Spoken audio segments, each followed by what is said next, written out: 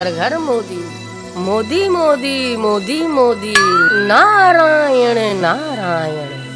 अरे नारद जी, ये आज आपको क्या हो गया? ये मोदी मोदी का राग क्यों आलाप रहे हैं? सब कुशल से तो है ना?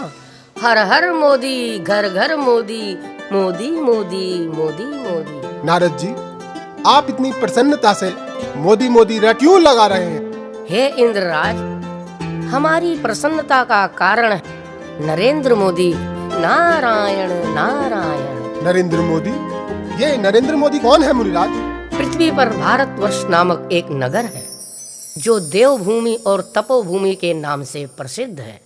हम आपका आशय नहीं समझे मुनिराज, कृपया विस्तार से बताइए। भारतवर्ष नामक प्रांत जो बरसों से आतंक के नीचे दबा हुआ था, हर भारतवासी अब तक डर डर के जी रहा था। भारतवासियों के कष्टों को देखने और समझने वाला कोई नहीं था। फिर अब क्या हुआ मुनिराज? कई दशकों के बाद नरेंद्र मोदी नामक व्यक्ति का अवतरण हुआ है भारत की पावन भूमि पर। हे मुनिराज, आप ये क्या कह रहे हैं? ये नरेंद्र मोदी कौन है? पतित पावन पुण्य आत्मा है नरेंद्र मोदी। भारतवर्ष के सिंहासन पर लगातार दूसरी बार विराजमान होने जा रहा है ये। हे मुनिराज, इससे पहले भारतवर्ष के सिंहासन पर कौन विराजमान था? कुछ क्रूर किस्म के शासकों का शासन था भारत, जिन्होंने भारत की जनता के साथ बहुत सारे अन्याय किए। जनता त्राही त्राही कर रही थी, परंतु उनकी सुनने वाला कोई नहीं था। छोटी छोटी बच्चियों के साथ अभद्र व्यवहार करना, धर्म के नाम पर गांव के गांव जला देना, निष्कासित करा देना, अन्याय पे अन्याय, अन्याय पे अन्याय, यही था उन शासकों का शासन।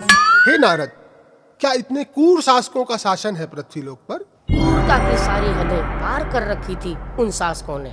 अब जाकर उन शासकों पर अंकुश लगाने वाला कोई मिला है, वो है नरेंद्र मोदी। इस नए शासक नरेंद्र मोदी में क्या क्या विशेषताएं हैं मुनिराज? हे राजन, इस व्यक्ति का जन्म ही इसी उद्देश्य से हुआ है कि भारतवासियों को क्रूर शासकों की क्रूरता से मुक्त कराएं। जैसे रावण का वध करने के लिए श्री राम ने अवतार लिया था, कंस का वध करने के लिए श्री कृष्ण का अवतार हुआ था। जब जब भारतवर्ष में अन्याय बढ़ा है, तब तब किसी महाशक्ति का अवतार हुआ है। इस बार महाशक्ति के रूप में नरेंद्र मोदी ने अवतार लिया है पापियों का अंत करने के लिए। नारायण